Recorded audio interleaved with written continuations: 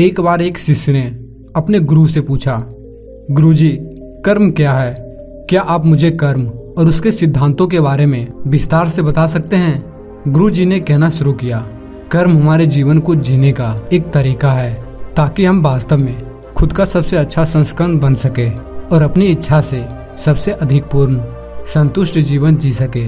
और क्योंकि हमारा भविष्य पत्थर की लकीरें नहीं है, इसलिए हम अपने जीवन के मार्ग को उन विकल्पों, विचारों और कार्यों से बदल सकते हैं जिन्हें हम अभी चुनते हैं। कोई भी मनुष्य किसी भी अवस्था में कर्म किए बिना नहीं रह सकता, यानी हर पल मनुष्य कर्म कर रहा है, क्योंकि हम 4 तरीकों से कर्म करते हैं। पहला, विचारों के माध्यम से। दूसरा, शब्दों के माध्यम से। तीसरा, क्रियाओं के माध्यम से जो हम स्वयं करते हैं। चौथा, उन कार्यों के माध्यम से जो हमारे निर्देश पर दूसरे करते हैं। इसका मतलब यह है कि वह सब कुछ जो हमने सोचा, कहा, किया या जिसके होने का हम कारण बने, वह सब कुछ कर्म है। यानी हमारा सोना, उठना, चलना, बोलना, खाना, कुछ करना सभी कर्मों के अंतर्गत आते हैं।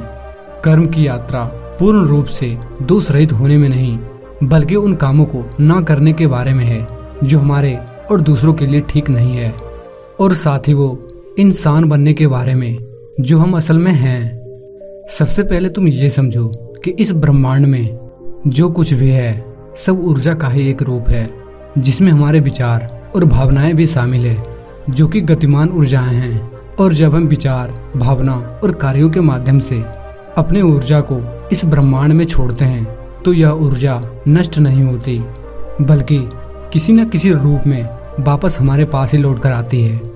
अगर यह ऊर्जा सकारात्मक थी तो उसके परिणाम भी सकारात्मक ही होगी, और अगर ऊर्जा नकारात्मक थी तो उसका परिणाम भी नकारात्मक ही होगी।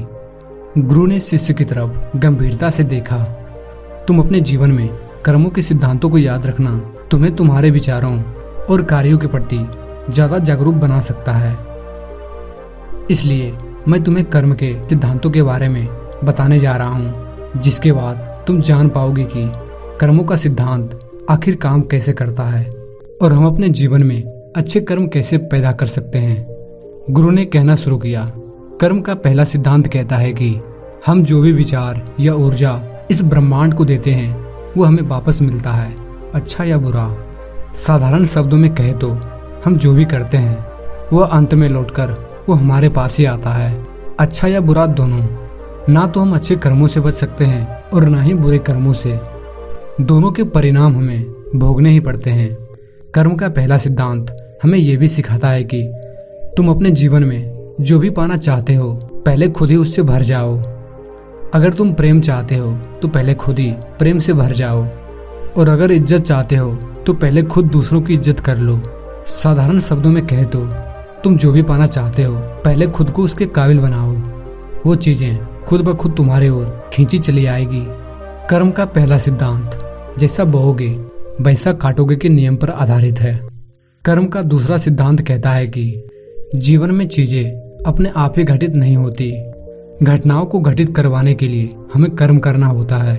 तुम अपने जीवन से जो भी चाहते हो, चाहे वो प्रसिद्धि हो या ढेर सारा धन, उसके लिए तुम्हें सजन करना होता है, मेहनत करते रहना होता है। जीवन में अच्छी चीजें कभी अपने आप नहीं मिलती, उसके लिए हमें अच्छा कर्म और मेहनत करनी ही पड़ती है। इसलिए जीवन में कुछ पाने के लिए किसी चमत्कार के भरोसे बैठे रहने से अच्छा है उसके लिए उपयुक्त कर्म करते रहो। कर्म का तीसरा सिद्धांत कहता है कि किसी भी चीज की सच्चाई को स्वीकार किए बिना तुम उसे बदल नहीं सकते। जैसे कि कोई इंसान अपने शराब पीने की आदत को छोड़ना चाहता है तो पहले उसे ये स्वीकार करना होगा कि वो एक शराबी है, उसे शराब पीने की लत है, तब जाकर वो इस आदत को बदलने के लिए कोई ठोस कदम उठा सकता है।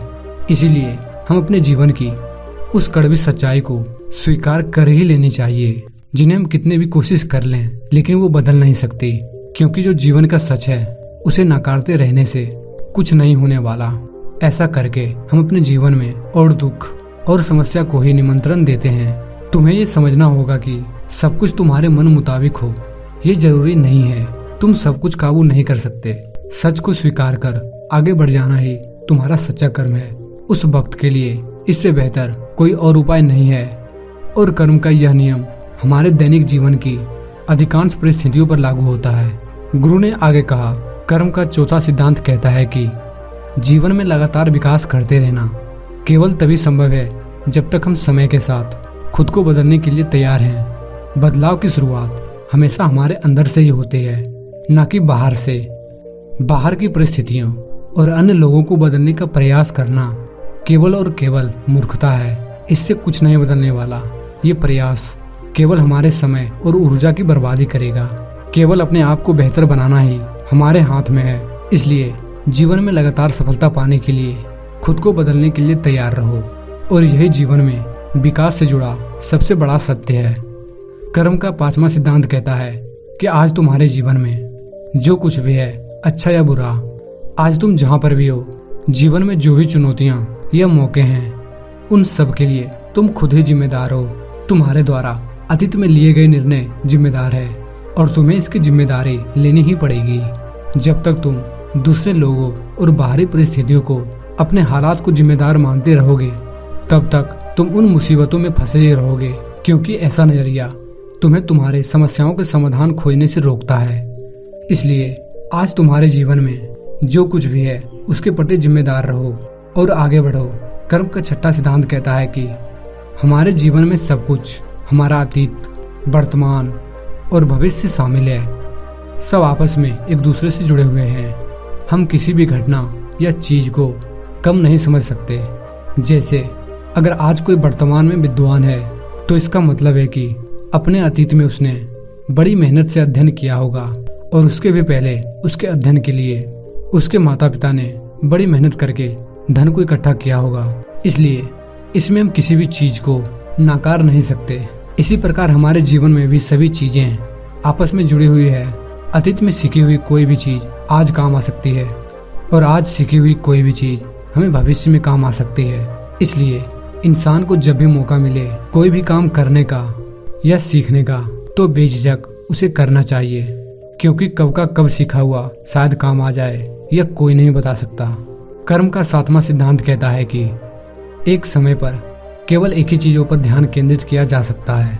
एक साथ बहुत से चीजों पर ध्यान केंद्रित करना हमें धीमा कर सकता है, और निराशा वो नकारात्मकता का कारण बन सकता है।